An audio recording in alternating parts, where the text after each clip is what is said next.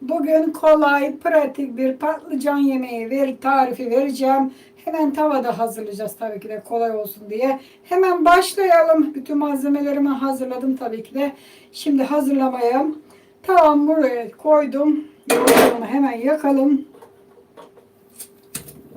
Ve pişirmeye başlayalım yemeğimizi. Evet, tavamızı ocağımıza koyduk. Şimdi tavamıza yağımızı dökelim. Şöyle. Önce şöyle biraz döküyorum çünkü kızartacağız ya arkadaşlar. Şöyle patlıcanlarımı daha önceden doğradım, tuzladım. Tuzlu suda beklettim ve şöyle suyunu sıkarak biliyorsunuz bunu zaten yıkadım. Hemen tavamızın içine hazırlamış olduğumuz patlıcanları bırakıyoruz. Hepsini koyacağım. Ne varsa ayrı ayrı pişirmek için uğraşmayacağım. Şimdi bunları güzel bir tavamıza koyduk. Hemen şöyle güzel bir yerleştirelim. Biraz daha yağ koyacağız çünkü bayağı bir patlıcanımız var. Şöyle birazcık daha yağ koyuyorum.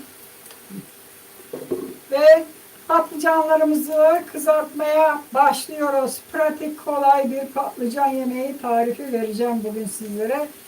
Yemeksiz kaldığınız zaman, karnınız da çok acıktığı zaman hemen kalkıp hazırlayabileceğiniz bir tarif arkadaşlar. Haydi bakalım. Bu arada kanalıma beğeni işaretini görürsünüz. Beğeni atabilirsiniz tabii ki de. Bekliyoruz. Beğenilerinizi de.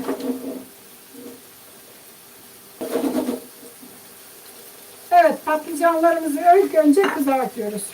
Bugün kolay, pratik patlıcan yemeği tarifi vereceğim kızlar. Yaz aylarının başlıca yemeği olmazsa olmaz.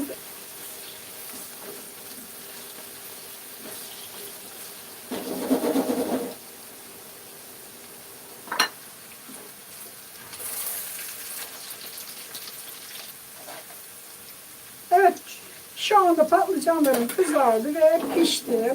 Ben şimdi şöyle onları şuradaki hemen patlıcan kabına koyuyorum tekrar.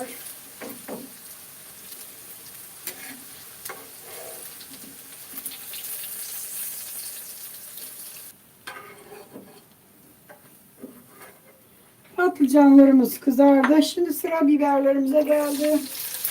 Bu kadarcık biber hazırladım. Fazla yeterli bu. Ay tatlısı yapmayan beni yakma. Evet, şimdi sarımsak biraz doğradım ve biber var burada arkadaşlar. Sarımsakları da özellikle böyle kavuracağım ki şöyle mis gibi olsun. Bak geçin ya. Evet, şimdi biberlerimizi de kavuralım. Mis gibi sarımsak kokusu şu anda var ya. Evet, bunlar da oldu. Hemen şimdi bunları da alıyorum. Gördüğünüz gibi.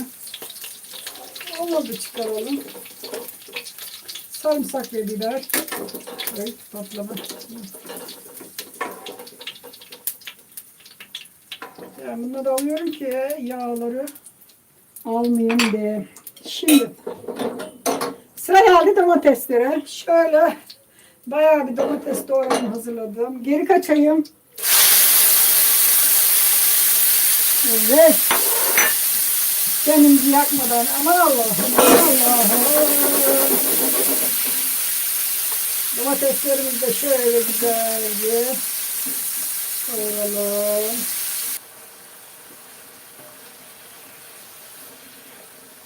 Evet, domateslerimizin suyunu güzel bir saldım. Şöyle yumuşamaya başladı. Şimdi hemen diğer malzemeleri içine bırakıyoruz.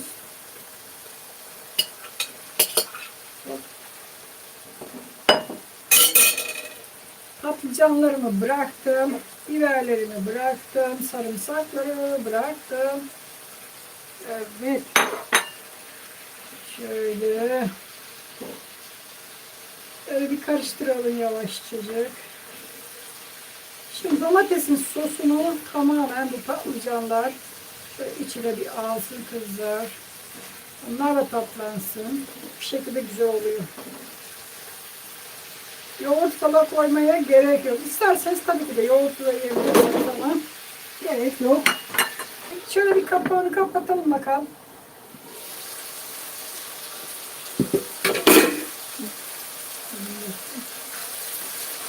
Bakın kızlar var ya, şu anda domatesin sosunu patlıcanlar işte.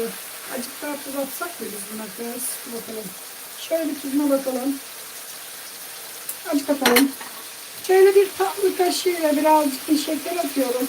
Sebzelerin biliyorsunuz kendine ait bir acısı var ya, bu şeker onu alsın diye. Mağur deriz biz buna. Mağurlu olur yani. Böyle hafif şeker atmazsanız acımtırak olur yemeğiniz. Hafif bir tuz, şeker atın. Çok az, bir tatlı kaşığı atın. Evet, birazcık da şekerlerinle beraber kaynasın. Daha sonra tamamdır.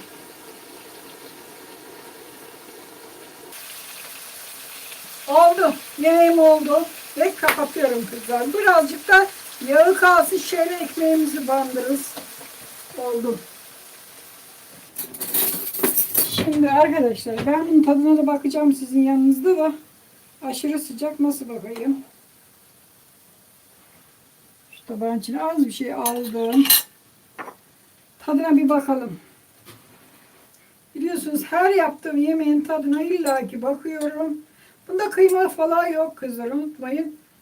Kıymasız yaptım yani. Çok sıcak. Vallahi ağzım kavrulacak. Birazcık bekle. Bir de ağzımızı yakmayalım. Ama pişmiş. Zaten aşırı körpe patlıcanlar. Bahçeden koparıyorum ya. Birazcık büyüdüğü zaman tıp koparırım. Oo, süper olmuş vallahi, süper olmuş.